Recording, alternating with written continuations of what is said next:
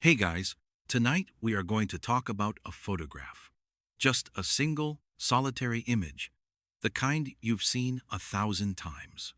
It's an on-ride photo from an amusement park, capturing that perfect moment of contrived terror and exhilaration. You see a face, flash-lit and pale, mouth wide open in a scream that's half joy, half fear. But it's what's happening just over the shoulder, in the seat that was supposed to be empty, that turns this cheap souvenir into an artifact of absolute dread. There's a figure there, gray and indistinct, leaning forward, its form lost in the motion blur, but its position is unmistakable. It's bent towards the rider's ear, as if caught in the middle of whispering a secret. It's a haunting reminder of how a space, meant for manufactured fun, can, for a split second, become a portal for something genuinely, terrifyingly real. So, before you get comfortable, take a moment to like the video and subscribe, but only if you genuinely enjoy what I do here. Let me know down below where you're listening from and what time it is for you. It's always fascinating to see how far these stories travel. Now, dim the lights, maybe turn on a fan for that soft background hum, and let's ease into tonight's journey together. The day had been perfect, hadn't it? One of those late summer afternoons that bleed slowly into a cool, clear evening.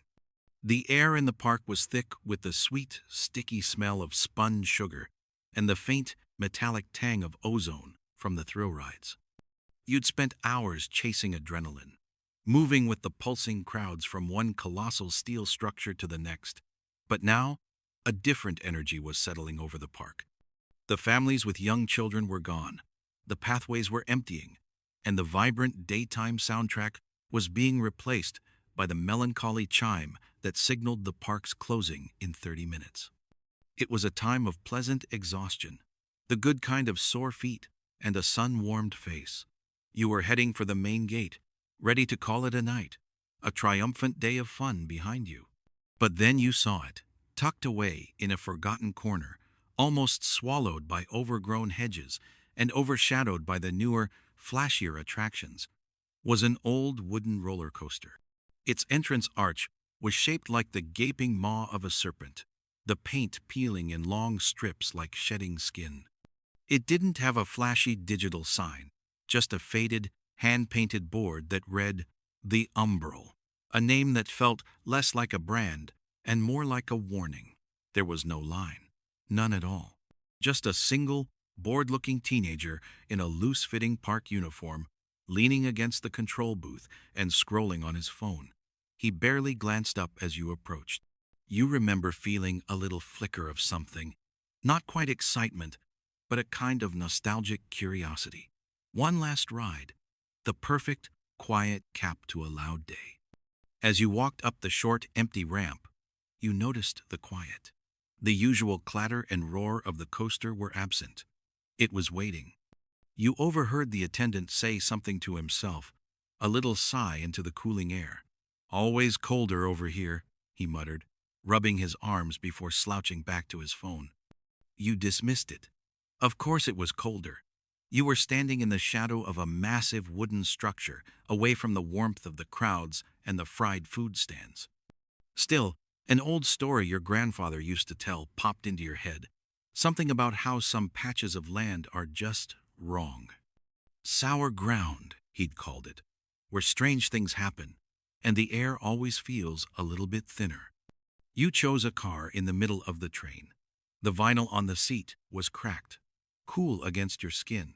The attendant, without looking up, pressed a button, and the heavy, black safety bar clicked down over your lap, locking you in with a greasy, definitive sound. The cars in front of you were empty. The cars behind you were empty. You distinctly remember turning your head, just for a second, and looking at the seat directly behind you.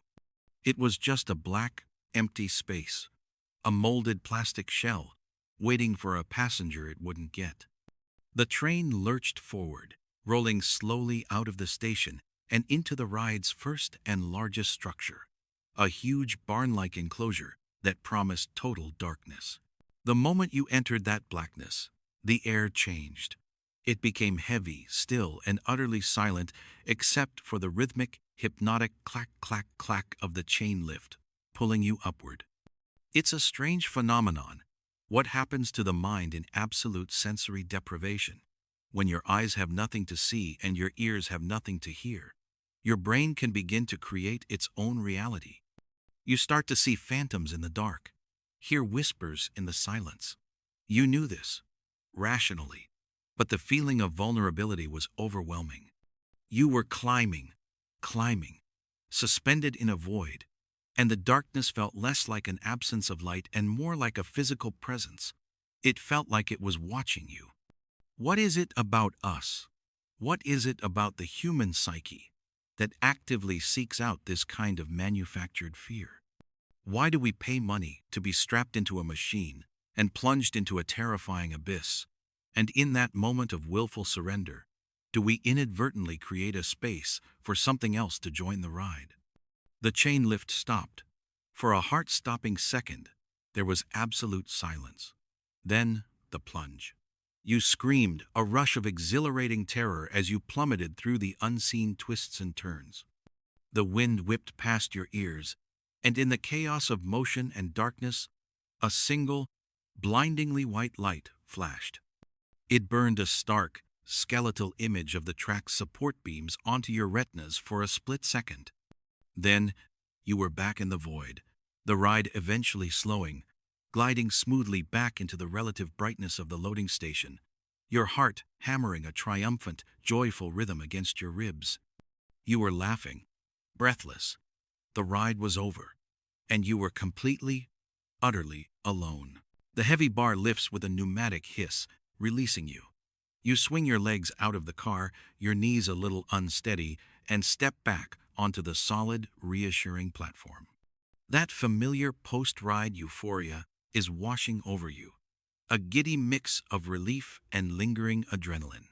You give a thumbs up to the attendant, who just nods, his eyes still glued to the glow of his phone, already forgetting you exist. The train, your empty little vessel, rolls silently away to await the next brave soul, though judging by the deserted queue, it might be waiting a while. You turn and head down the exit ramp, a long wooden walkway that spirals down towards the main path. The cheerful sounds of the park begin to filter back in, the distant music, the faint screams from other rides, the general hum of a place winding down. It all feels normal again, safe. The ramp empties you out right beside a small octagonal kiosk, with a garish, brightly lit sign that reads, "Capture your scream." It's the photo booth for the Umbral. Inside, a row of monitors cycles through the recent images, each one a flash-frozen moment of manufactured terror. You hesitate. Usually, you skip these. They're overpriced, and you never look good. But this was different. It was the last ride of the day, a solo voyage into that unnerving darkness. There's a part of you, a small, vain part, that wants to see the look on your face when you hit that first drop. It feels like a trophy. You step up to the nearest touchscreen, its surface smudged with 1,000 fingerprints. You tap through the recent galleries, the images blinking past. Two girls with their hands up, a guy looking weirdly bored, another person with their eyes squeezed shut. Then you find it. Your car number, your timestamp, your face. You laugh out loud. It's exactly as ridiculous as you'd hoped.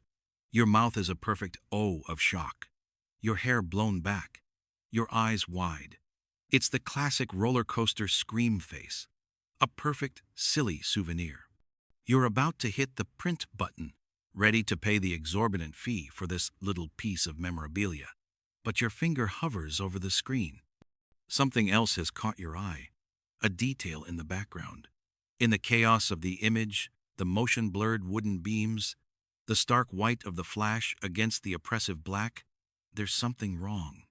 Behind you, the seat directly behind you. It's not empty.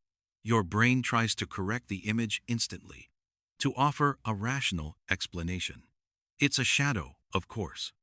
A weird reflection from the flash off the curved black plastic of the seat, or maybe a piece of your own hair.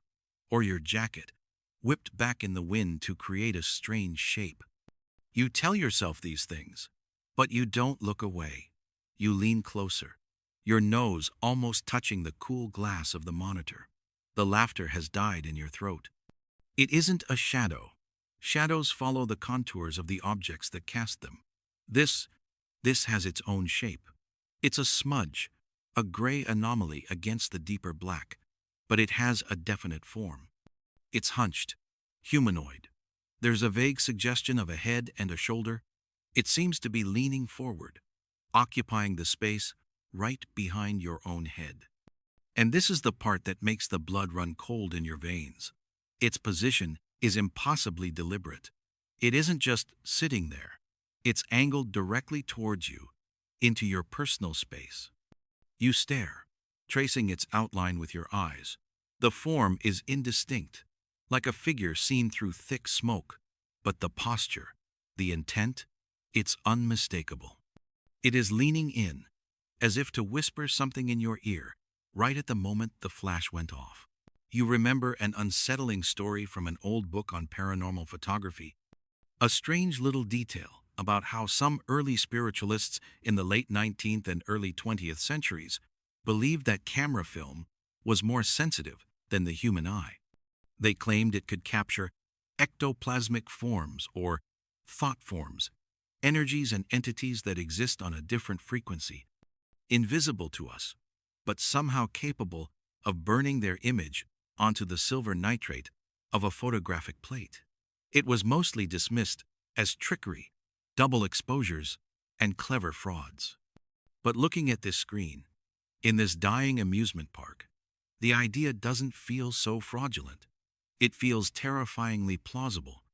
A chill, entirely separate from the evening air, creeps up your spine and prickles at the back of your neck, the spot where the thing in the photo is leaning. You can almost feel a phantom breath there now. Your own breathing has become shallow. The happy sounds of the park have faded into a distant, meaningless roar.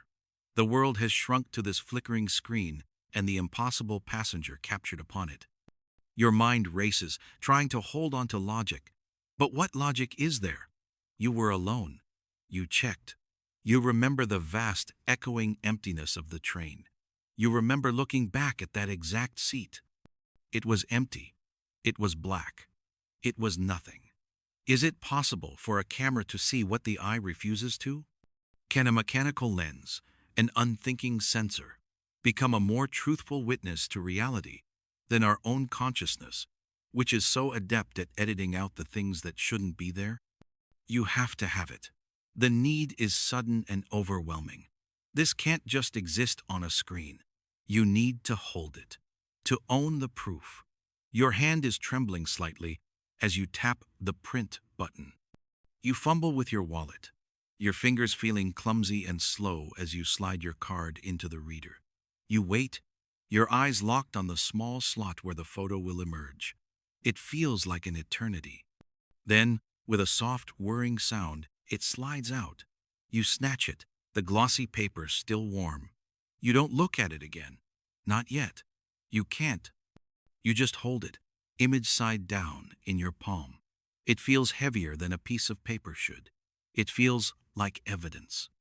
Clutching the small, square photograph, you turn away from the kiosk and walk out into the twilight, the celebratory mood of the evening shattered, replaced by a cold, creeping dread that has nothing to do with roller coasters and everything to do with the fact that in that roaring darkness, you weren't screaming alone. Your feet have carried you 20, maybe 30 yards from the photo kiosk before they slow to a stop on their own accord. You're standing under a string of festive colored bulbs, but their cheerful glow feels mocking now, garish. Your first instinct is to flee, to get in your car, drive away, and throw the photograph in the first trash can you see, maybe even burn it. Pretend the last 15 minutes never happened. Pretend it was just a trick of the light, a technical glitch, a story you can laugh about later. But a second voice, colder and more insistent, counters it. It tells you that throwing the picture away won't change the fact that something was in that car with you. It won't erase the image now seared into your memory. The photo in your hand feels toxic, a small square of glossy poison, but it's also the only thing tethering this experience to reality. Without it, you might convince yourself you imagined the whole thing. Number you turn around. The decision is sharp, definitive. You walk back towards the umbral, your steps quick and purposeful now. The vague sense of unease has crystallized into a frantic need for validation. Someone else has to see this. You need a park employee, an official set of eyes, to look at this impossible image and tell you what it is. You march right back to the ride's exit platform, where the same attendant is now leaning against a railing, finally off his phone, just staring out into the deepening twilight. He looks startled to see you again. "Hey," you say, your voice a little shaky. I was just on the ride. I bought the photo." He just nods slowly, his expression blank, waiting. You hold it out to him. "Look, in the seat behind me. What is that?" He takes the photo from you, his movements lazy, disinterested. He holds it for a second, glances at it, and then hands it back with a shrug. "I don't know, a smudge on the lens, maybe? Or your jacket flew up. It's motion blur." He says the words with the practiced ease of someone who has given the same explanation 100 times for 100 different photographic sins. He's already turning away, his duty done. "No, look closer," you insist, stepping in front of him again, forcing him to make eye contact. "It's a shape. It looks like a person. I was the only one on the train." He sighs, a puff of visible vapor in the cool air. It's the sigh of a teenager being asked to do something that is profoundly not his problem. "Dude, the camera's old. It glitches. It's just weird light. Don't worry about it." He's not being malicious. He's just a kid who wants to close down his section and go home. To him, you are just one more weird customer at the end of a long, boring shift. The dismissal, so casual and complete, is more jarring than outright disbelief. It makes you feel unhinged. "Who's your manager?" you ask, the words sharper than you intend. That gets his attention. His eyes narrow slightly. "Look, man, it's not a big deal. I want to talk to your manager." He pulls a radio from his belt with another theatrical sigh. He speaks into it, his voice flat. "Yeah, got a guest with a photo complaint down at Umbral." "Yeah, okay." He clips the radio back on his belt. "Someone from guest relations will be here in a minute." He won't look at you again, retreating into a stony, professional silence.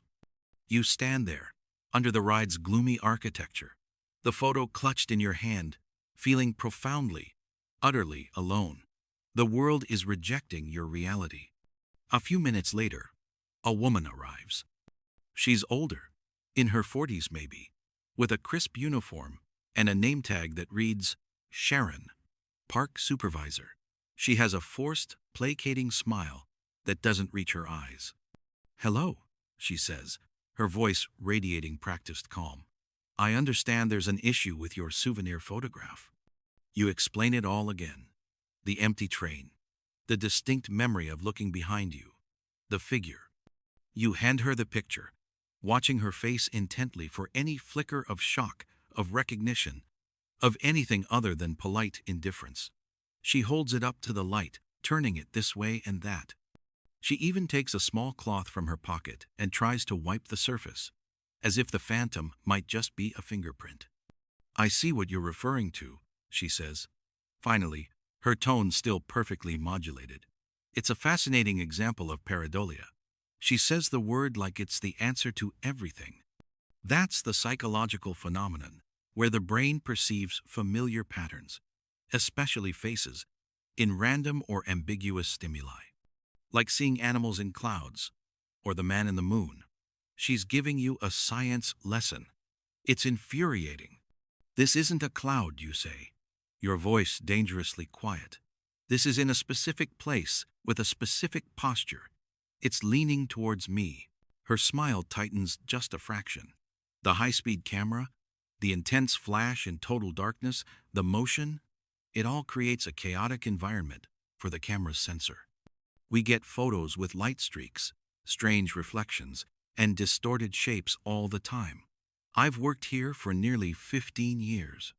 If this ride was actually haunted, don't you think I'd have a drawer full of photos just like this? Her question hangs in the air, meant to be rhetorical, meant to shut you down. But for a second, it makes you wonder. Maybe she does. She hands the photo back to you. Her job here is done. I tell you what, she says, her voice shifting into customer service mode. I can refund you the cost of the picture. I can even give you a pass to come back and ride again on us next season.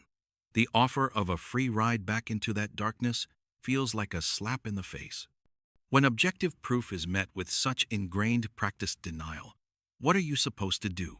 Does your evidence mean nothing if no one else is willing to see it? I'll keep the photo, you say, tucking it carefully into your pocket. You turn and walk away without another word, leaving her and the bored attendant behind. You don't need a refund. You don't need a free pass. You have your souvenir. It's the proof. And as the main gate of the park closes behind you with a heavy, metallic clang, you realize that you're the only one who seems to understand what it's proof of. The drive home is a blur of streetlights smearing across your windshield. You've placed the photograph on the passenger seat next to you, face up. Every few seconds, at every red light, your eyes dart over to it. The image is small, insignificant in the vast space of the car, yet it feels like it's radiating a palpable cold, changing the very atmosphere. The figure in the photo is no clearer under the inconsistent glow of the passing city, but it's no less present. It's there. A silent, hunched passenger who has hitched a ride not just in a roller coaster car, but in your mind. You turn up the radio, trying to drown out the silence, but the pop songs sound frivolous, hollow. The world outside your car is blissfully normal. People are walking dogs, carrying groceries, living their lives. You feel utterly disconnected from them, separated by a thin, glossy piece of paper. Sleep, when you finally get to your bed, is not an option. You turn off the light, and the darkness in your room feels different now. It's not empty. It's charged with potential. You lie on your back, staring at the ceiling, and the after-image of the photograph is burned onto the back of your eyelids. You see your own screaming face, and behind it, the smudge of gray. You roll over, but the image follows. You keep thinking about that specific posture, the forward lean. It wasn't an aggressive pose, not a lunge. It was intimate, conspiratorial. The posture of someone sharing a secret, and the back of your neck, right at the spot where its head would have been, tingles with a phantom chill. You're haunted by a detail you'd read in a historical account of the Battle of Gettysburg. Soldiers reported that for years after the battle, visitors to certain areas of the field, like the Devil's Den, would feel sudden, inexplicable drops in temperature and hear whispers on the wind, even on perfectly still days. Locals called them cold spots, pockets of lingering psychic energy left behind by the immense trauma and death. You lie there in your bed, in your safe modern home, and wonder if you just paid to ride through a manufactured cold spot, a place where the barrier between then and now has worn thin. By dawn, having achieved nothing close to rest, you're at your computer, a mug of hot coffee steaming beside you. The initial searches are vague, a frantic digital casting of a net into the void. Ghost on roller coaster, figure in photo at amusement park. The results are a predictable mess of creepy pasta stories, blurry fakes, and forums debating the existence of spirits. It's noise. It tells you nothing. You narrow the search, adding the park's name, the name of the ride. More of the same. A few people on a message board from 10 years ago mention the umbral felt creepy. But that's it. It's a dead end. Frustration mounts. You're not looking for ghost stories. You're looking for an explanation, a reason. You change tactics.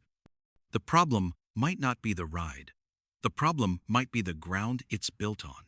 You start a new search, digging into the history of the land itself. You look up county records, old zoning maps, digital newspaper archives, and that's when you find it. It's not a ghost story. It's a dry, factual piece of local history on a county historical society's website.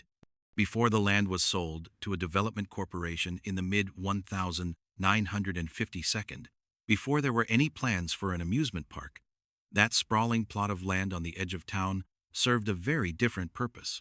From 1890 until the late 1942nd, it was the county's potter's field. A potter's field, a burial ground for the unknown, the unclaimed, the indigent, a place for those who died without a name or a family to mourn them. You read on, a knot tightening in your stomach. The records show a massive spike in burials during the winter of 1918 and into 1919, a period when the Spanish flu pandemic swept through the region with devastating speed. Hundreds of people, many of them poor factory workers and immigrants, were buried in simple pine boxes, sometimes in mass graves, with no headstones to mark their final resting place. They were forgotten by the world, paved over, a place of joy and screams built directly on top of a repository of silent, anonymous sorrow. Your search leads you deeper, to a scanned-in memoir from a local journalist written in the 1972nd.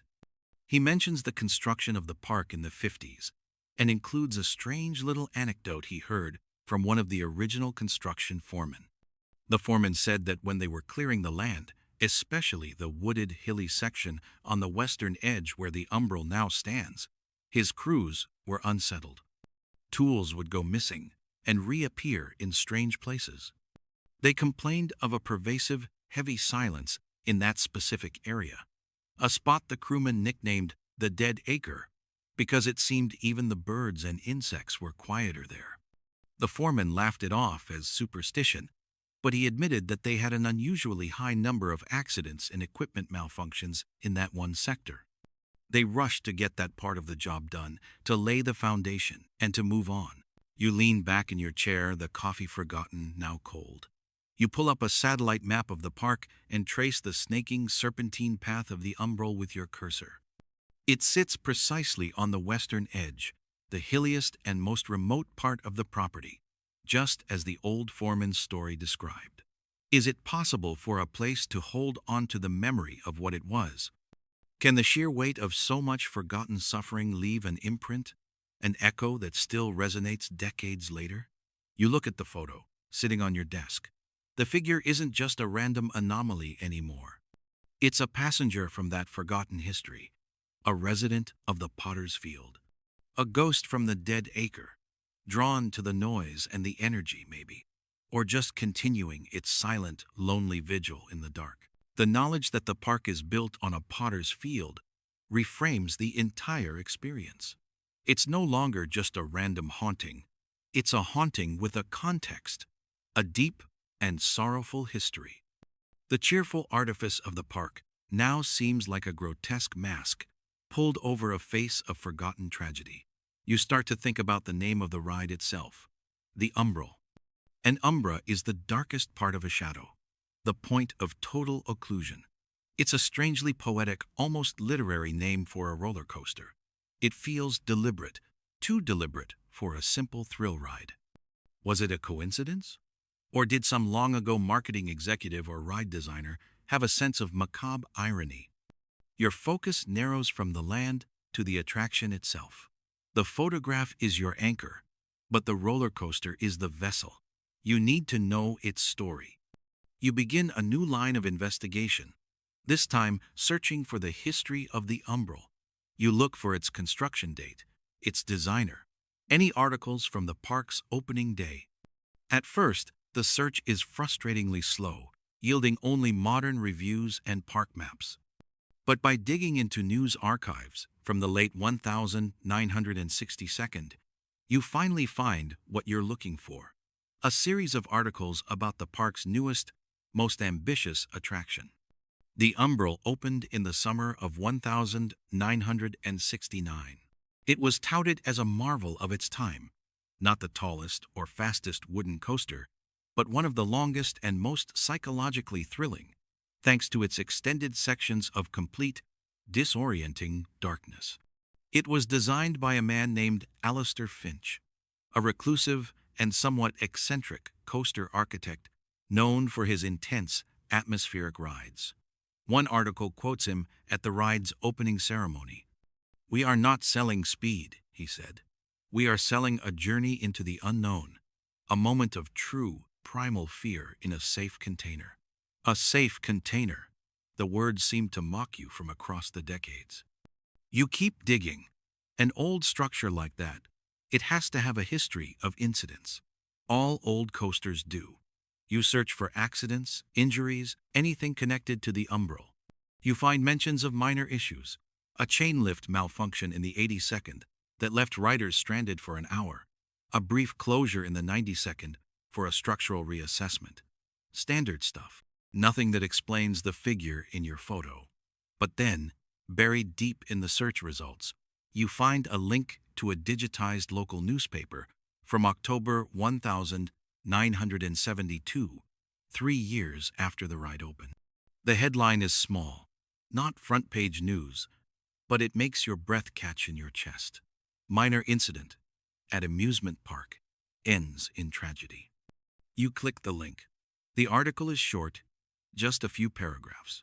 On a cool evening in late October, during the park's annual Fright Fest event, there was a minor mechanical failure on the Umbral. A car near the back of the train inexplicably decoupled from the safety bar locking mechanism just after the main lift hill. The train plunged into the darkness, and an unnamed male park employee, who was riding in the back car during a routine end-of-night safety check, was thrown from the vehicle. The article is sparse on details, quoting a park official who called it a one-in-a-million tragedy and assured the public the ride was perfectly safe. It was closed for a week for inspection and then quietly reopened. The man's death was ruled an accident, a tragic confluence of mechanical failure and human error. He was, according to the report, not properly secured in his seat. The story faded from the news cycle within a day. Your mind immediately connects this to an account you once read about the Winchester Mystery House, where, according to legend, Sarah Winchester kept building additions to appease the spirits of those killed by the Winchester rifle. The belief was that a violent or sudden death could tether a spirit to a location, leaving them to endlessly repeat their final moments, or wander the place where their life was cut short. You stare at the grainy newspaper text on your screen. A man died on that ride. In the dark. In the back. He wasn't a guest looking for a thrill. He was an employee, doing his job. His death wasn't a celebrated horror story. It was a hushed-up inconvenience, a liability managed and then forgotten. This revelation sends a jolt through you. The photo in your pocket feels heavier. Is the figure in the seat behind you him? A spectral echo of the last person to occupy that space in a moment of pure terror? You start searching for more information on the incident, but there's almost nothing. It was effectively erased from the park's public history. But then you stumble upon a blog post, written by a man whose father was a maintenance worker at the park in the 72nd. The post is a collection of his father's reminiscences, mostly about the summer concerts and celebrity guests. But there's one small paragraph about the Umbral. The blogger writes, "My dad never liked that ride. He said it was born wrong. After one of the mechanics died on it in 2072, things got weird. He said the other ride operators started refusing to do the end-of-night test runs alone. They'd always ride in pairs. They claimed that when they rode by themselves, they would hear things in the dark sections. A sigh, a cough, a weight settling into the seat behind them. Management told them to stop spreading stories or they'd be fired, so they just went quiet. But my dad said for years, none of them would ever willingly ride in that last car. You read the paragraph again and again, a weight settling into the seat behind them. It's not just you. It's not just a photo. It's a pattern, a history, a hushed-up legacy of fear passed down among the people who knew the ride best. The casual dismissal from the park supervisor, Sharon, now feels sinister. If this ride was actually haunted, don't you think I'd have a drawer full of photos just like this? Maybe she wasn't being rhetorical. Maybe she was issuing a threat, a warning to drop it. What is the real cost of our entertainment? When a place is built for pleasure on a foundation of sorrow, and then consecrated by its own forgotten tragedy, does it become something more than just wood and steel? Does it become a monument to the ghosts it has created? The figure in your photo is no longer just a smudge. It has a story. It has a reason to be there. And it died in the dark, on that very track, falling into the same void you had just screamed your way through. The digital glow of the monitor eventually fades as you push back from the desk, but the story of the dead employee remains, projected onto the dark screen of your mind. That knowledge changes everything. The photo is no longer just a bizarre anomaly. It's a relic, an artifact from a forgotten tragedy. The anonymous gray smudge now has a potential history, a possible identity, a reason for its spectral photobomb. It's the ghost of a man who died right there, in that seat, in that darkness. For a few hours, this discovery fuels you. It's terrifying, yes, but it's also a kind of answer.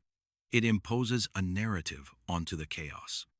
But as night deepens outside your window for the second time, the intellectual satisfaction of the investigation curdles into something much more visceral, a primal fear. Because the story is no longer just on your computer screen, or contained within the glossy borders of the photograph you've left on your kitchen counter, the story is in the house with you now. You become acutely aware of the sounds of your own home, sounds you've never consciously noticed before. The low, guttural hum of the refrigerator cycling on, the groan of pipes in the walls as the water heater works, the faint creak of the floorboards upstairs settling as the temperature drops. The silence of your house is no longer a peaceful, empty canvas. It's a space filled with potential sound, and you find yourself listening, waiting for one of the sounds to be wrong. The first time it happens, you're standing in the kitchen, pouring a glass of water. The only light is the single bulb over the sink. It's late, maybe 2 in the morning. The house is tomb quiet. As you lift the glass, you hear it. It's a sound so faint you almost miss it. A soft, sibilant hiss, like the barest whisper of static. It seems to come from right behind your right shoulder. You freeze, glass halfway to your lips. You tell yourself it was nothing. The ice shifting in the glass. The sound of water itself. An old house making old house noises. You stand perfectly still, straining to hear it again. But there's only the hum of the fridge. You drink the water too quickly, the cold liquid doing nothing to quench the heat rising in your chest. You place the glass in the sink with a hand that is not quite steady and retreat to the living room, leaving the kitchen light on. It makes you think of something you read during your frantic research sessions, the electronic voice phenomenon, or EVP. The theory holds that spirits can manipulate ambient sound, using the random noise from fans, static, or running water as raw material to form words. Paranormal investigators will enter a supposedly haunted location, turn on a digital recorder in a silent room, and ask questions into the void.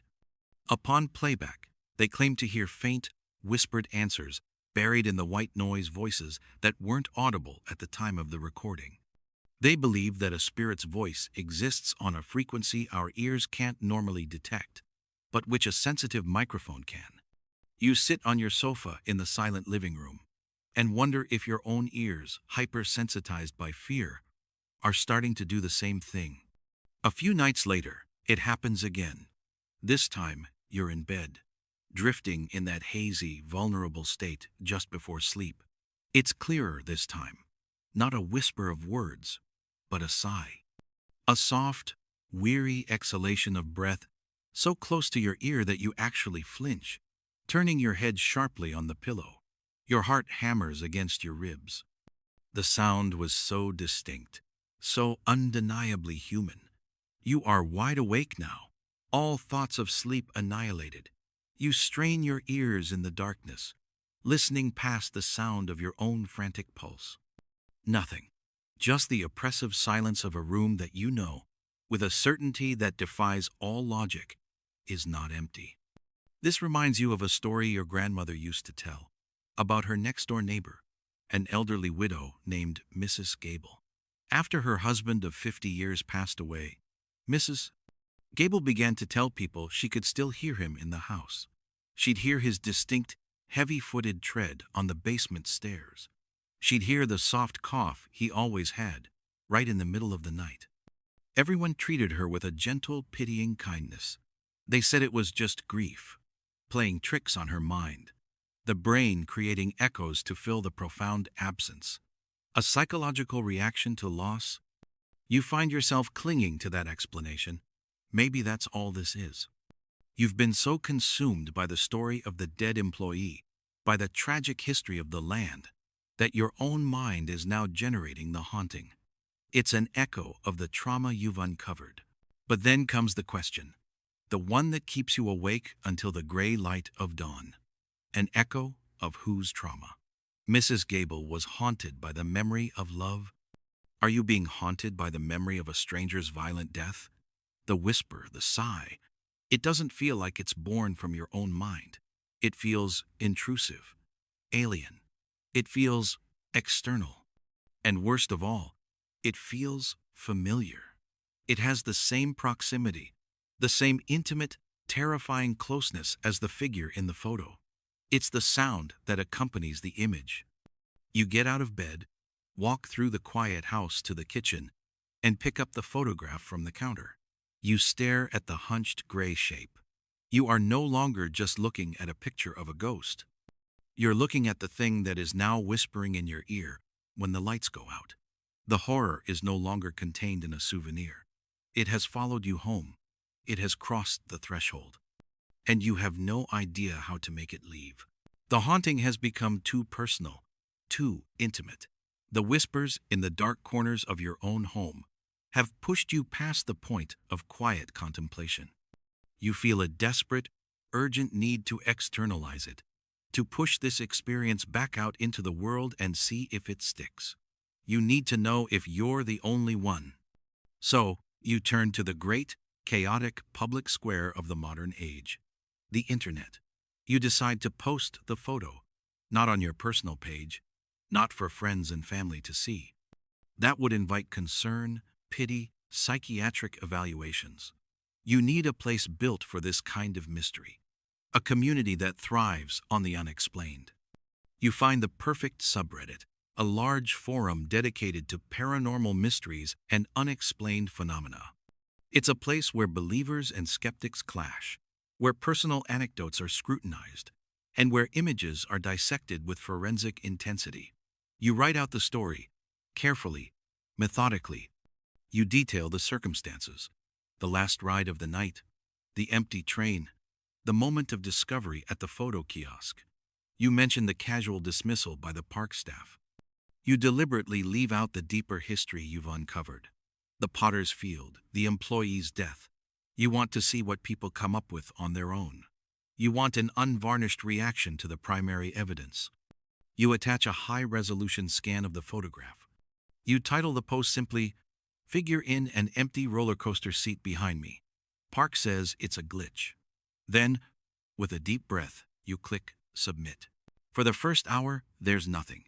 Your post sits there with a single upvote your own. The silence is almost worse than the whispers. It feels like you've shouted into the void, and the void didn't even bother to echo. You refresh the page again and again, a nervous, repetitive tick. And then, it starts. A single comment. "Whoa, that's creepy as hell." Then another. "Dude, you can see the curve of its back. That's not a jacket." then a third, a fourth, a flood. The post rockets to the top of the forum. The notifications on your phone begin to chime relentlessly, a digital chorus of shock and intrigue. The comments split into predictable camps. There are the staunch skeptics, of course. They offer the same rationalizations as the park supervisor. It's motion blur. It's a double exposure from the flash. It's pareidolia. Your brain is making a person out of random shapes. They are condescending, but, in a way, comforting. They represent the world as it's supposed to be. A world where strange gray figures don't lean into your ear on roller coasters. But for every skeptic, there are 5 others who are utterly captivated. They zoom in on the image. They adjust the contrast. They invert the colors. The lighting on it seems wrong. One user notes, "The flash hits you, but the figure behind you seems to be absorbing the light rather than reflecting it. It's flatter than everything else in the shot." Then the stories start pouring in. The post becomes a magnet for other people's unsettling experiences, a digital campfire for the haunted. A woman comments about a photo taken of her and her boyfriend hiking, only to later discover a pale, small face peering out from between them in the dense foliage, a face that belonged to no one they knew. A man shares a picture of his childhood living room, and in the reflection of the darkened television screen, you can just make out the shape of a tall, thin man standing in the corner of the room, a man who wasn't there. You're reminded of the concept of spirit photography, a sensation that swept America in the mid-19th century, started by a man named William Mumler. Mumler discovered what he claimed was the ability to capture images of deceased loved ones alongside living portraits.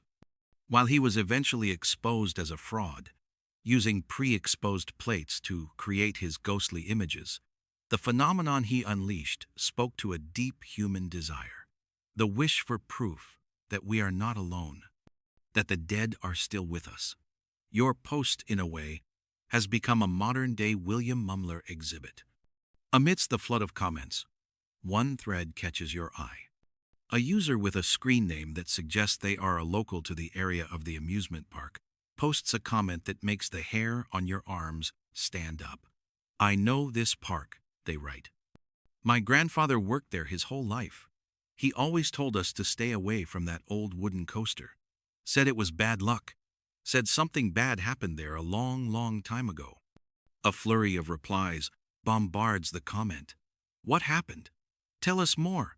Don't leave us hanging." The user replies an hour later, "I don't know the specifics. He never wanted to talk about it. He just said one of his friends, another park worker, went on it one night and didn't come back right." That's how he put it. Didn't come back right. After that, my grandpa always said that ride had a shadow on it. A shadow. A name for the feeling, for the presence, for the thing in your photo. You stare at the words on the screen. The story now has corroboration from a complete stranger. A whisper from the past transmitted through the ether of the internet. The digital storm you've unleashed is terrifying, but it's also vindicating. You are not crazy. You are not imagining things.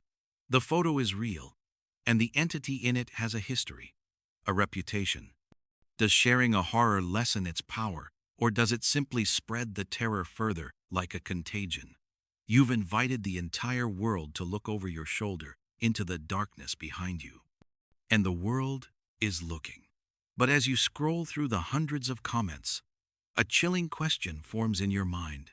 If you've managed to send this image out into the world, what's to stop the thing in the image from using that same connection to reach out to others? You wanted validation, and you got it. But you may have also just opened a door and invited everyone in. The digital storm you ignited rages for days. Your phone has become a portal, a direct line to a global chorus of fascination and fear. Every notification chime is a reminder that your private terror is now public property, a piece of internet lore being debated, dissected, and distributed. Among the hundreds of public comments and theory threads, a private message notification appears. It's from the user who mentioned their grandfather. the one who spoke of a shadow on the ride. Your finger hovers over the notification. There's a hesitation, a feeling that opening this message is like agreeing to step further down the rabbit hole. You open it. The message is longer than you expected, written with a kind of careful, solemn sincerity. The user, a woman named Sarah, says your photograph deeply disturbed her because it looked exactly like the feeling her grandfather used to describe. She explains that he passed away years ago, but the stories he told about his 30 years working at the park became family legend. And the most unsettling legend was the one about the umbral. He called it the story of the gray attendant. Her grandfather, she writes, was good friends with a man named Elias Thorne. Elias was one of the original ride operators for the umbral, back in the late 62nd and early 72nd. He was a strange man, she explains. Quiet, solitary, and seemingly perpetually melancholic. While other employees saw the job as a summer gig, Elias was devoted to it, specifically to that coaster. He treated it with a kind of reverence, always volunteering for the late shifts, always being the one to run the final safety checks after the park had closed. Her grandfather said Elias loved the darkness of it. He felt at home in there. Then came the night in the autumn of 1975, a few years after the accidental death of the other employee. It was closing time on a cold, misty evening. The park was empty. Elias told Sarah's grandfather he was going to do the final cycle, the standard empty train test run. He activated the ride and sent the train out of the station, presumably with himself in one of the cars. Her grandfather waited. He did his own closing duties, tidied up the game stall he was running nearby. 10 minutes passed. 15. The umbral's train had long since returned to the station, sitting there silent in the gloom. But Elias never emerged from the exit ramp. At first, his friend thought he'd just walked off into the park to talk to another employee. But after half an hour, a real sense of worry began to set in. He went up to the platform. The train was there, every lap bar locked on an empty seat. Elias was gone. A security team was called, and they conducted a search. They swept the entire ride structure with flashlights, checked the maintenance sheds, walked the perimeter of the park. Nothing. It was as if he had simply stepped out of the world. The official explanation from park management was that Elias Thorne, a known loner with few local ties, had simply abandoned his job and left town without a word. It was cleaner that way. No police report, no negative press about a man vanishing from inside their star attraction. But the old-timers, Sarah's grandfather included, they knew. They knew he never left the ride. This story of a man simply vanishing from a contained space reminds you of the unsettling accounts surrounding the missing 411 phenomenon, the name given to the clusters of people who disappear in national parks under bizarre and inexplicable circumstances. Often, they vanish from a familiar trail in a short span of time and are never seen again, despite massive search effort. There's rarely any evidence of foul play or animal attack. They are just gone. It's a chilling reminder that sometimes people can step into a patch of wilderness or, perhaps, a patch of manufactured darkness and cross a boundary from which they cannot return. Sarah continues in her message. In the weeks and months that followed Elias's disappearance, the other ride operators started noticing things. A cold spot that would linger in the last car, even on the hottest days. The distinct feeling of being watched from an empty seat during the test runs. And sometimes, in the roaring dark of the tunnels, they would hear a faint sigh, a whisper that was too close, too clear to be the wind. They started calling this presence the gray attendant. Gray, because that was the color of the drab work issue coveralls Elias always wore. But also gray because the feeling he left behind was indistinct, faded, like an old photograph or a memory you can't quite bring into focus. It wasn't an angry presence, her grandfather always said. It was just sad, lost. You lean back, the phone resting in your lap. The figure in your photo now has a name, or at least a legend. It's not the ghost of the man who died in 1972. It's the echo of the man who vanished in 1975. This is somehow more terrifying. A ghost of a violent death is understandable, but a ghost of absence? A ghost of someone who simply ceased to be? It breaks all the rules. It implies a different kind of horror. The whispers you've been hearing in your home, that soft, sibilant sound, you thought it was a secret being told to you. But now it feels different. It feels like someone trying to ask a question, or maybe just trying to remember who they were. Does a person have to die to become a ghost? Or is it enough to simply become permanently, irrevocably lost between one place and the next, leaving behind only a sad, gray shadow that forever rides in the dark? The legend of the gray attendant provides a name, a story, but it doesn't bring peace. If anything, it deepens the unsettling nature of the photograph. The anonymous smudge is now intertwined with a tale of human mystery and sorrow. Driven by a new kind of obsession, you feel compelled to move beyond folklore and anecdotes. You need something colder, more objective. You need to subject the image itself to a rigorous, impartial analysis. You want to see if science can offer an explanation for what the park staff and online skeptics so easily dismiss as a glitch. You search online for experts in digital image forensics, people who analyze photographs for a living, who can spot a fake, an artifact, a manipulation with trained eyes. You find a small, independent digital forensics lab run by a man named David Chen, a former law enforcement analyst who now does freelance work. His website is No Frills, All Business. He specializes in authenticating video evidence and photographic records for court cases. He seems like the perfect person, a man who deals in facts, not ghost stories. You draft an email, attaching the high-resolution scan of the photo. You keep the story brief and clinical. You explain the circumstances of the photo, note your certainty that the seat was empty, and ask a simple question. Can you determine the nature of the anomaly in the background? You offer to pay his standard consultation fee. You don't mention ghosts, potter's fields, or vanishing attendants. You just want him to look at the pixels. He replies within a day. His email is concise.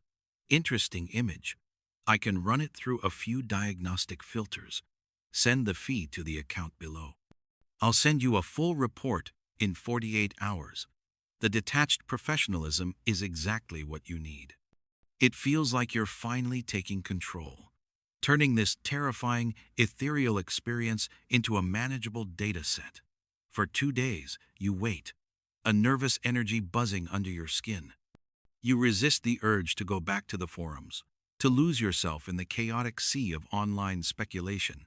You are waiting for the expert, the arbiter of reality. The report arrives in your inbox exactly 48 hours later as a password-protected PDF.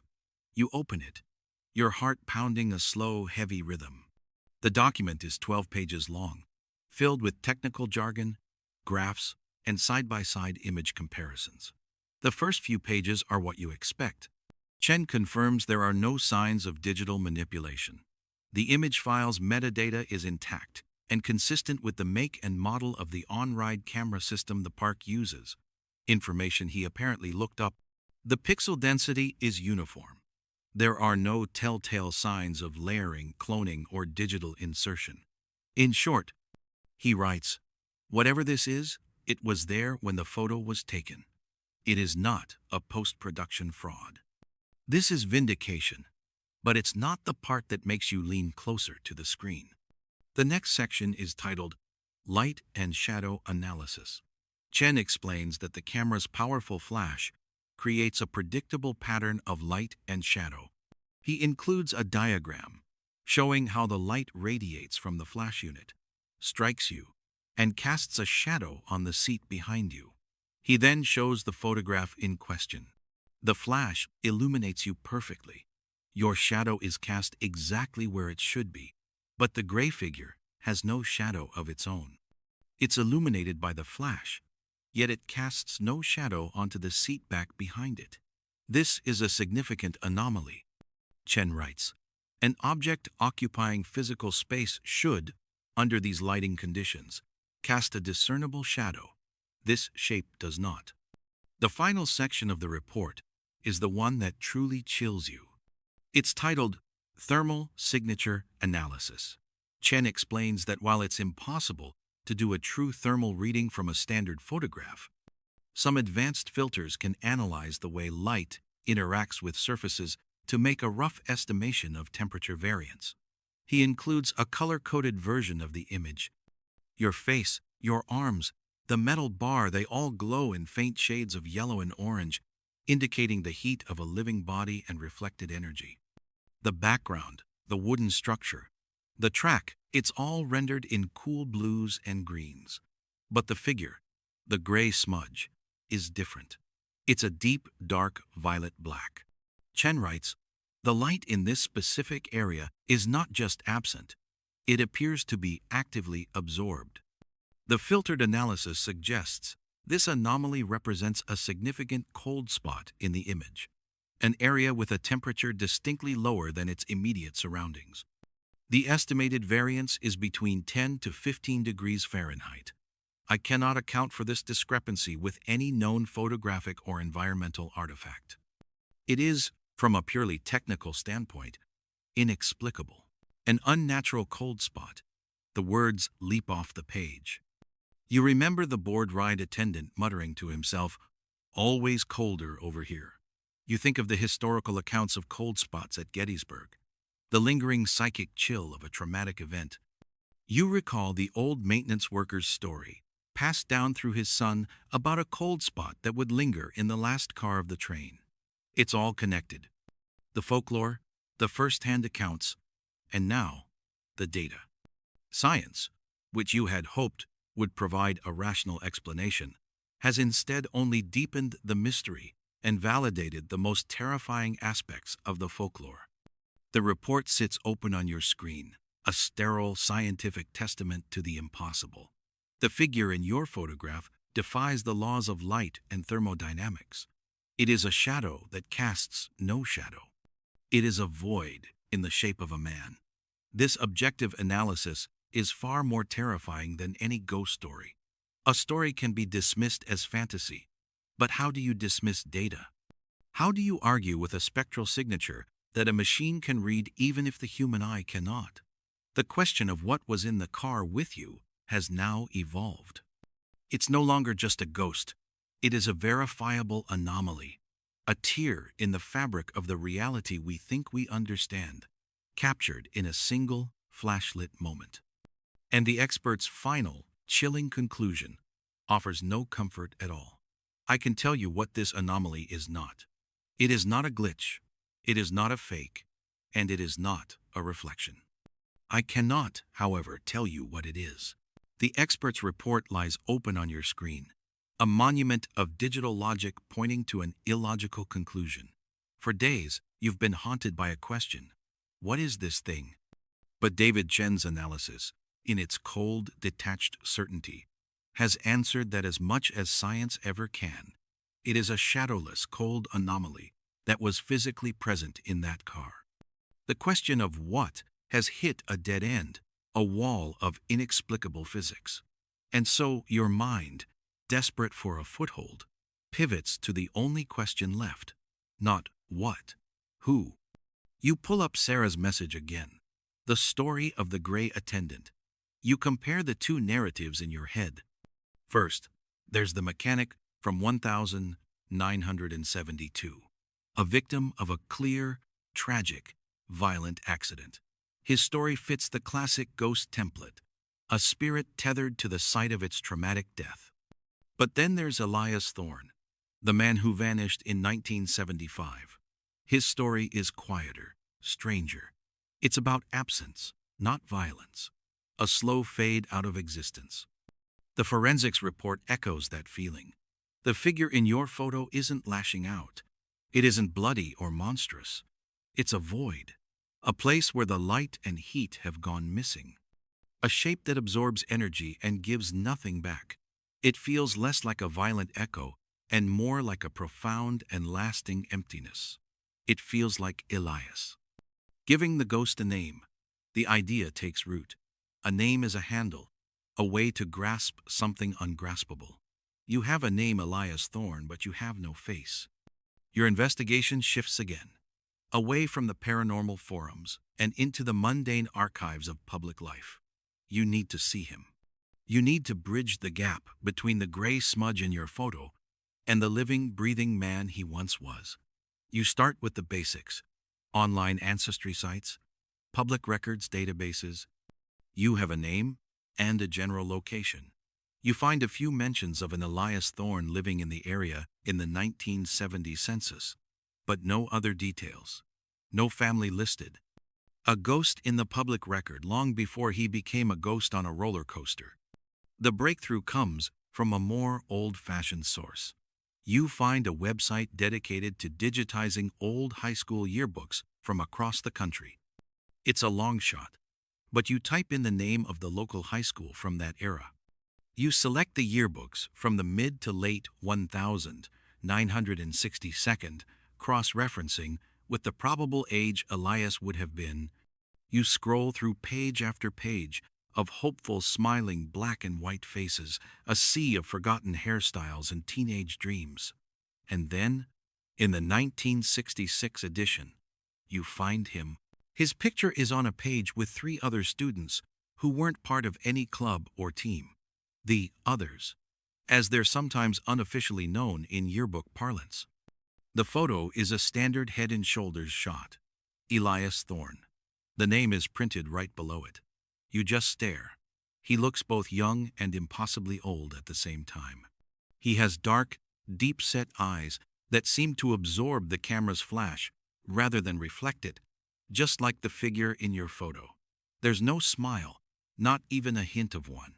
His expression is one of profound, weary resignation, a look you don't expect to see on the face of a 17-year-old boy. His hair is neatly combed, his shirt buttoned to the top. He looks like a boy trying to hold himself together, to keep from fading even then. Next to each student's photo is a quote they chose for themselves. His classmates chose quotes from popular songs or famous leaders. John F. Kennedy, the Beatles, Bob Dylan. Elias Thorne's quote is different. It's just 4 words. 4 words that make the blood drain from your face. I am not here. You print the yearbook page. The ink from your cheap home printer renders his face in dots, making it even more ghostly. You place it on your desk, right next to the roller coaster photo. The juxtaposition is sickening. On one side, a sad, lonely boy with prophetic words next to his picture. On the other, a formless gray parasite leaning into your moment of terror. This is him. You're sure of it. This is the gray attendant. This act of identification changes your relationship with the haunting. It's no longer an abstract dread. It has a face now, a name, a history. You find yourself doing something you never thought you would. You start talking to him. In the quiet of your apartment, you look at the 2 pictures side by side. What do you want, Elias? You whisper to the empty room. Why did you get in the car with me? The whispers you used to hear in the silence of your home feel different now that you can assign them a source. The faint sigh isn't just a random noise. It's Elias's sigh. This is a common psychological phenomenon, a way the human mind copes with trauma or grief by personifying it, trying to create a dialogue with it. People who lose a loved one often speak to their photograph. But this isn't grief. This is a conversation with your tormentor, and it provides no comfort, only more questions. The most terrifying part is the motive, or the lack of one. If this were the ghost of the man who died in the accident, the motive would be clear: rage, injustice, a warning to others. But Elias didn't die. He vanished. He wasn't a victim of violence. He was a victim of something else. He isn't seeking revenge, So what is he seeking? Connection? Recognition? Is he so lost, so faded from the world, that his only recourse is to lean in from the void and whisper to the living, just to feel a flicker of presence? Is your scream of terror the only thing that reminds him he ever existed? The horror of a vengeful spirit is simple. But what is the nature of a lonely one? Does giving a name to the thing that haunts you grant you power over it? Or does it simply invite it to come closer? You have given your ghost a name. You have invited him in. And as you stare at the face of the sad young man who claimed he wasn't there, you have a chilling feeling that he has accepted the invitation. Having a name for your ghost changes the texture of the fear. It's no longer a shapeless, unknowable dread. It's a relationship. A profoundly unwanted one-sided relationship with a sad-eyed boy named Elias Thorne who claimed, even in life, that he wasn't there. The two photographs on your desk have become a kind of shrine. The yearbook photo, with his hauntingly prophetic quote, and your souvenir from hell, with his gray, formless shape. You find yourself tracing the outline of the figure in your ride photo, then looking up at the black and white portrait of the young man he was. You're trying to reconcile the two, to map the face onto the shadow. The whispers in your home now feel directed, personal. That soft, sighing sound from the hallway isn't just a draft. It's Elias restless. The phantom chill you feel when you pass a darkened doorway isn't just your imagination. It's the cold spot from the photograph, the signature of his presence, following you. Your rational mind, desperate for a framework, knows this is a dangerous path. You're anthropomorphizing an anomaly. You're building a narrative around a data point. But the alternative, that there is no reason, no story, just a meaningless tear in reality that happened to intersect with you, is somehow even more terrifying. And so, you lean into the story. If Elias is a ghost, he is not the first ghost to allegedly be captured by a camera. Your research, which began with park history and moved to digital forensics, now takes another turn, backward into the past, into the very origins of capturing images of the impossible. You start looking into the history of spirit photography. You quickly learn that the belief that cameras can see what the human eye cannot is almost as old as photography itself. In the 1862nd, a Boston engraver named William Mumler was developing a self-portrait when he discovered a faint, second figure in the image, a translucent shape he claimed was his deceased cousin. Word spread like wildfire. This was at the height of the spiritualist movement just after the American Civil War, a time when the country was drowning in grief. People were desperate for any proof that their lost fathers, brothers, and sons lived on. Mumler's studio became a sensation. Grieving families flocked to him, paying top dollar to have their portrait taken in the hope that a spectral loved one would appear in the frame beside them. You study his photographs online, these strange, sepia-toned artifacts of grief and hope. You see living sitters, stiff and formal, and floating behind them or beside them are the milky, transparent forms of their supposed dead. Most look like obvious fakes, crude double exposures. But the effect is undeniably eerie, and the psychological need they fulfilled was undeniably real. You read an account of one of Mumler's most famous clients, Mary Todd Lincoln. Years after her husband's assassination, the grieving former First Lady sat for a portrait. The resulting image is one of the most famous and unsettling spirit photographs ever taken. It shows Mary, cloaked in her Black Widow's attire, looking somber and broken. Standing behind her, his hands resting gently on her shoulders in a gesture of phantom comfort, is the faint, transparent figure of what appears to be Abraham Lincoln. Skeptics and historians have thoroughly debunked the photo as a clever, if cruel, hoax. But you can't look away from it. You imagine being Mary Todd Lincoln, a woman steeped in loss, being presented with this image. Would it bring comfort, or would it be a new kind of torture?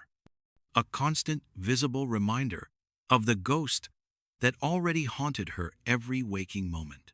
The parallel to your own situation is uncanny.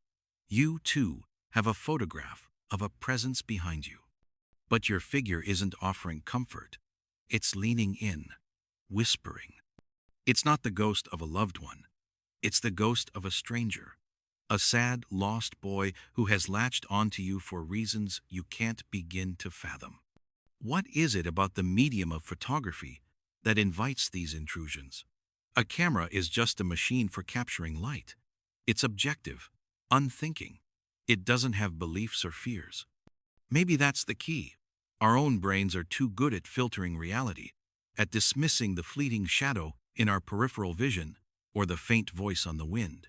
We are programmed to see what we expect to see. But a camera's lens is a passive window. It simply records what is there, whether it's on our visible spectrum or not. Did the invention of the camera accidentally open a new channel of communication for the dead? Or did it simply provide a new canvas for human hope and fear to project its own images? You look again at the two photos on your desk. The technology is different. Silver nitrate on a glass plate versus a digital sensor capturing data for a thermal printer, but the phenomenon is identical. Mumler was called a charlatan, a fraud who preyed on the grieving. You were told by park staff that you were just seeing a glitch, a trick of the light. In both cases, the official explanation is denial. But the images persist. They exist, tangible and real. Your photo is a piece of modern spirit photography. You are the living sitter. And Elias Thorne, the boy who wasn't there, is the spectral figure who has inexplicably attached himself to you. The knowledge is cold comfort. You haven't solved the mystery. You've just discovered that you are the latest chapter in a very old, very strange, and very unsettling book. The deep dive into spirit photography leaves you with a profound sense of historical dread. Your experience, which felt so singular and personal, now feels like a modern echo of a 19th century mystery. You are Mary Todd Lincoln, but your phantom isn't a comforting president. It's a lost boy from a forgotten yearbook page. The online forum where you first posted the picture has become a sprawling, chaotic ecosystem of its own. Your thread is now one of the most commented on in the site's history, a digital monument to your haunting. You've avoided it for a while, wanting to pursue the more concrete leads of the historical records and the forensics report. But now, you go back.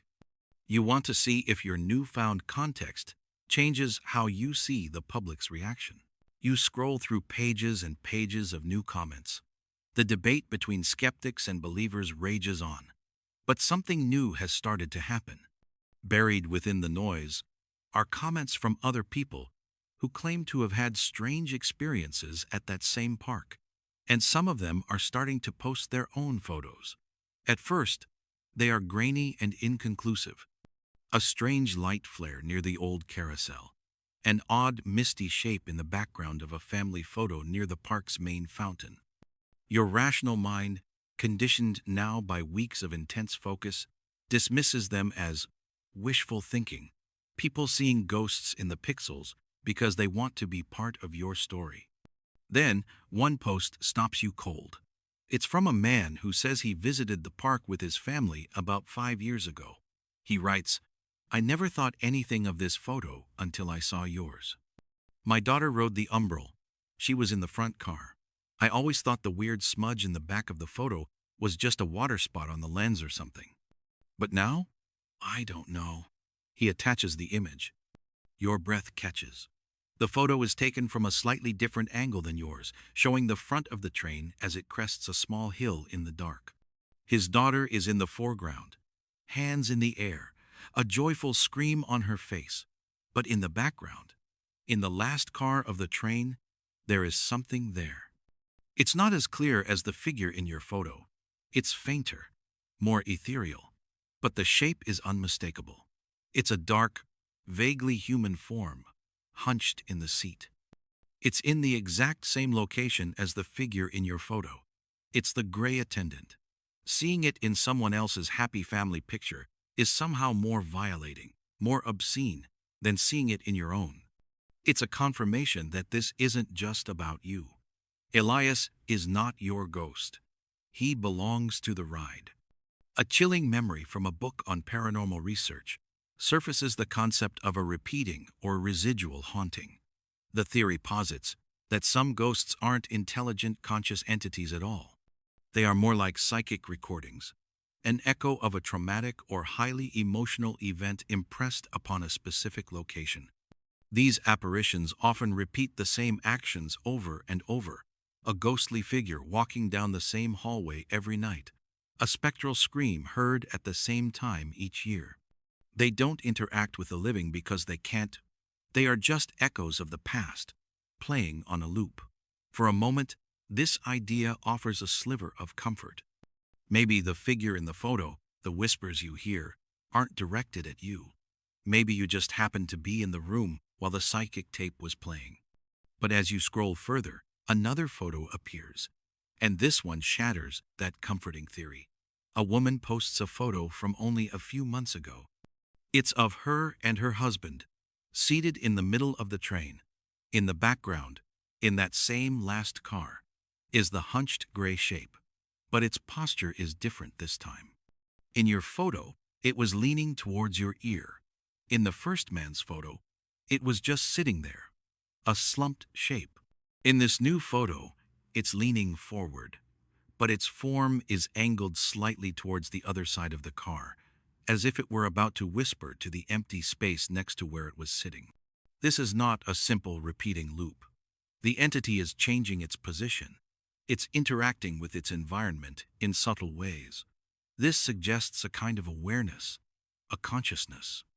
A detail from the legend of the Bell Witch haunting in Tennessee comes to mind, a case from the early 1800s, where the tormenting spirit was said to be incredibly interactive.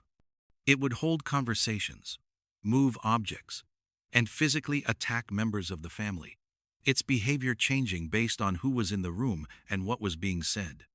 The spirit wasn't just an echo. It was an intelligent, malevolent presence. You look at the three photos, yours and the two new ones, open in different tabs on your browser. You are part of a pattern now. You are one of a growing number of people who have inadvertently captured proof of the ride's permanent spectral passenger. You are all connected by this shared, unwelcome experience. The internet has allowed you to find each other, to piece together a story that the park has tried to erase and that you could never have assembled on your own. But what does this pattern mean? Is Elias Thorne just a lost soul, doomed to ride his favorite coaster for eternity, occasionally showing up on film? Or is he something else? Is he looking for something? The variation in the photos is what's most unsettling. It implies purpose, it implies thought, and if it's thinking, what is it thinking about? Is he just trying to find a comfortable position? Or is he looking for the right person to whisper to? And what, after all these years, is he trying to say? The discovery of other photographs transforms your singular horror into a shared phenomenon. You are no longer alone, but this community of the haunted offers no real comfort. It only deepens the central, terrifying question.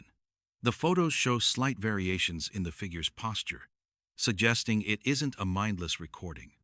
This isn't a residual haunting, a simple psychic stain left on the environment.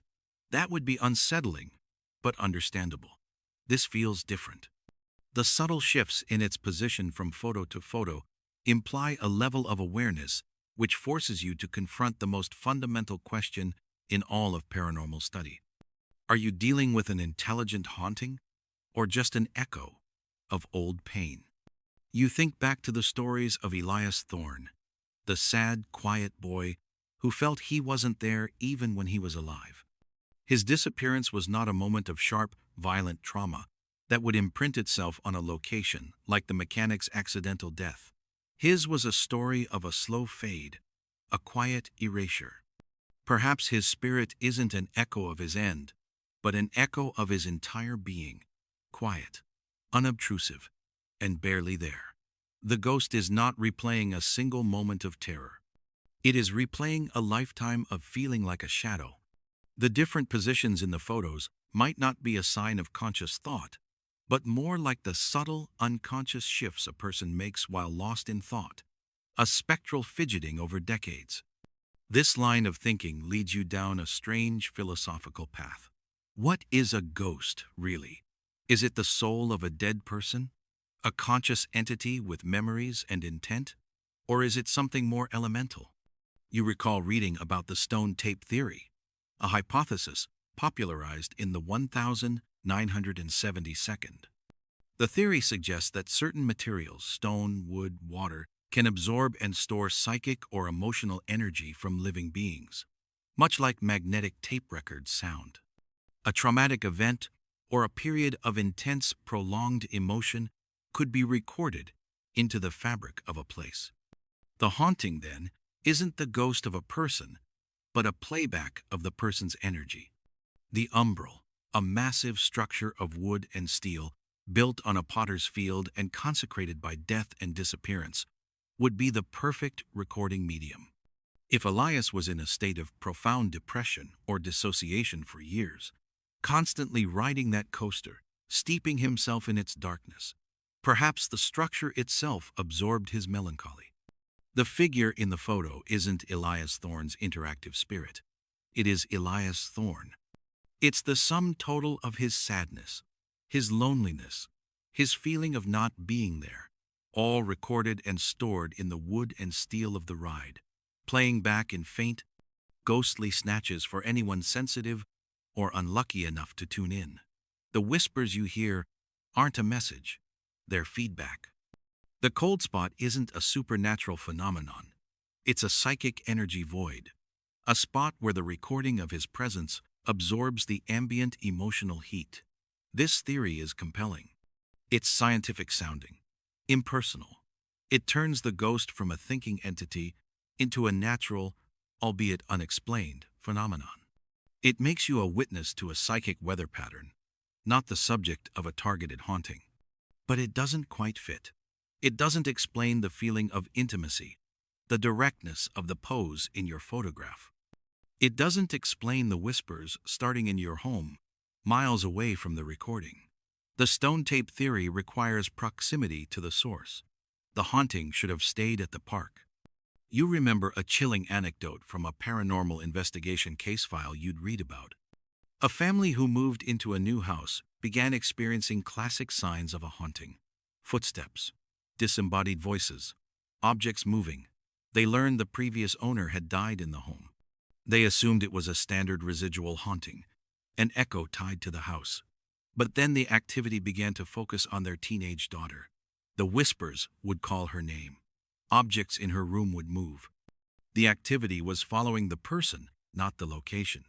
This is the hallmark of an intelligent haunting. The spirit has attached itself not to the place, but to a person. This is the fear that you cannot shake. The ghost of Elias Thorne is not just a recording playing on a loop at the amusement park. You brought a copy of the tape home with you. Or worse, the recording itself noticed you. Your scream of terror, your vibrant energy, your aliveness. Maybe it was like a bright light in the monochrome gray world of his endless, lonely ride. Maybe, for the first time in decades, someone truly saw him, and now he is focused on you. The whispers aren't feedback. They are attempts at communication. The cold spot isn't an energy void. It's him, drawing warmth and energy from you to better manifest. The figure in your photo, leaning in to whisper in your ear, wasn't a random pose. It was a choice. This is the fundamental, unanswerable question that lies at the heart of your terror.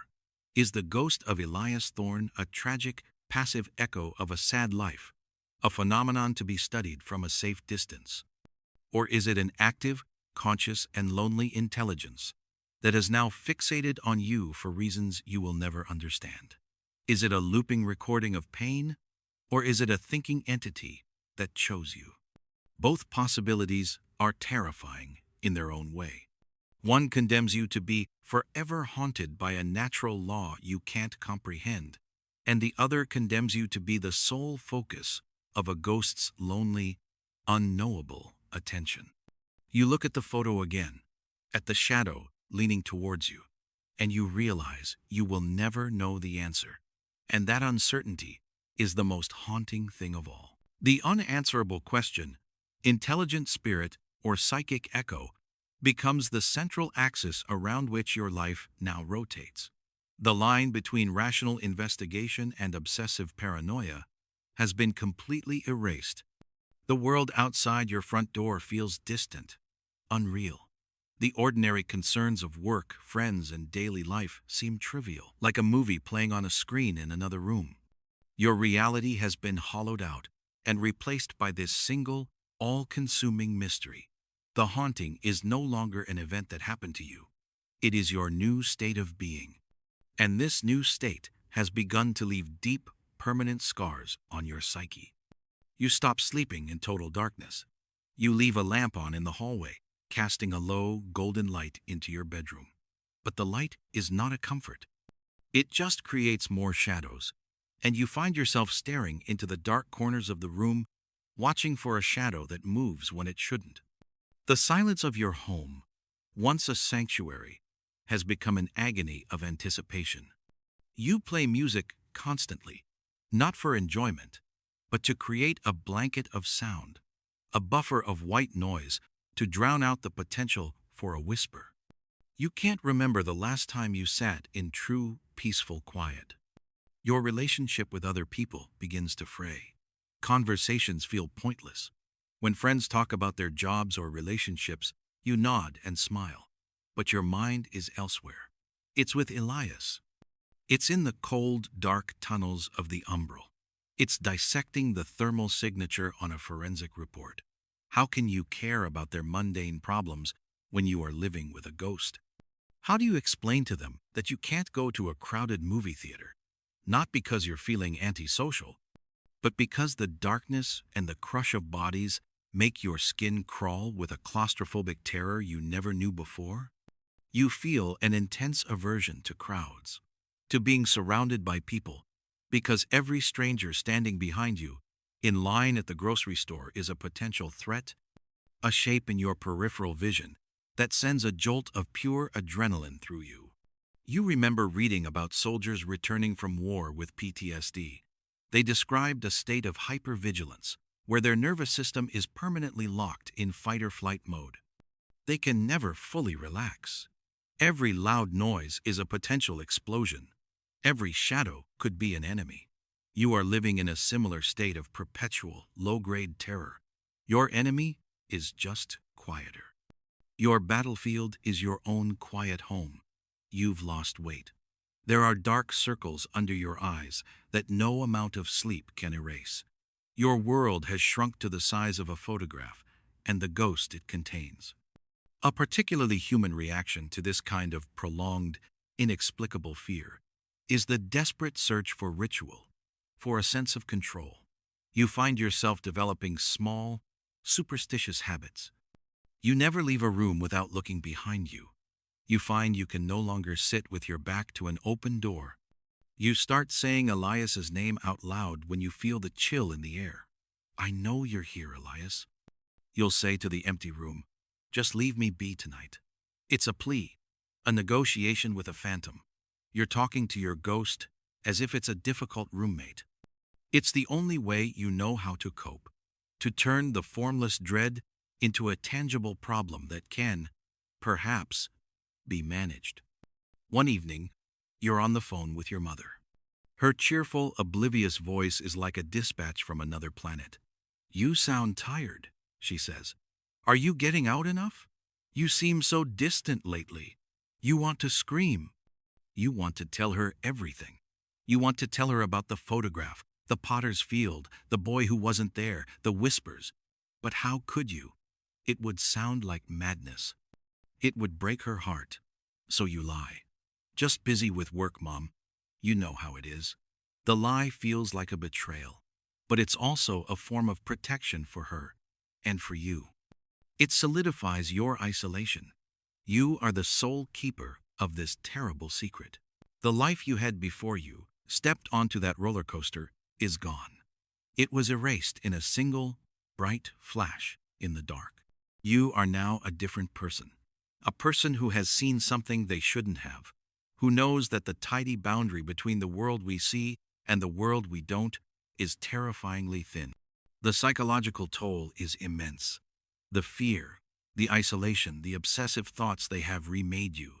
You wonder if this is the true nature of a haunting. Maybe the ghost doesn't need to throw objects or wail in the night. Maybe all it has to do is show itself once, just a glimpse. The rest of the haunting, the true and lasting damage, is what you do to yourself afterwards. It's the life you unmake in your fear of the unknown. And you know, with a chilling certainty, that you can never go back to the person you were before you saw the passenger in the empty seat. Time passes. Months bleed into a year, then two. The raw, high-pitched terror of the initial experience has subsided, not because the haunting has stopped, but because it has become the new normal. The constant low-grade fear, the hypervigilance, the compulsive rituals, these are no longer symptoms of a crisis. They are simply the foundational elements of your life. The whispers are less frequent now, or perhaps you've just grown more adept at tuning them out, mistaking them for the sighing of the wind or the hum of electronics.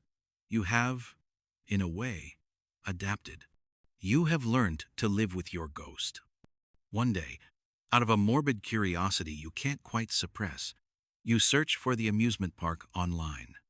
You find a recent news article announcing a new multi-million-dollar steel coaster set to open next season. The article mentions that to make room for this massive new attraction, several older, less popular rides are being decommissioned. Your eyes scan the list, and there it is. The Umbrel is being permanently retired and demolished. A strange, complicated wave of emotion washes over you. It's not relief. You thought it would be, but it's not. It's a mix of validation and a profound, unexpected sadness. You imagine the wrecking balls, the splintering of the old wood, the dismantling of the very structure that recorded and housed so much sorrow. They are tearing down the monument. They are erasing the evidence. For years, you've lived as the keeper of this secret. Your life defined by an event that happened inside that ride's dark tunnels. And now, the ride itself will be gone. The ground it stood on will be paved over again, covered with the shiny, hollow artifice of a new attraction. Your experience, once a raw and terrifying wound, has already begun its inevitable transformation into something else, a story. You see it happening on the internet. The forum thread you started has become legendary. It's cited in top 10 scariest internet mysteries lists and YouTube compilation videos. Your photograph, now stripped of its original context, has become a famous ghost pic, a piece of digital folklore. People don't talk about you anymore, the person who took the photo. They talk about the gray attendant photo. Your personal horror has been commodified, turned into creepy content for mass consumption. You remember reading about how urban legends are born. They often start with a real, traumatic event, a tragic accident, a mysterious disappearance. But as the story is told and retold, it sheds its specific, inconvenient facts. It becomes smoother, more archetypal, more effective as a scary story to be told around a campfire or on a message board.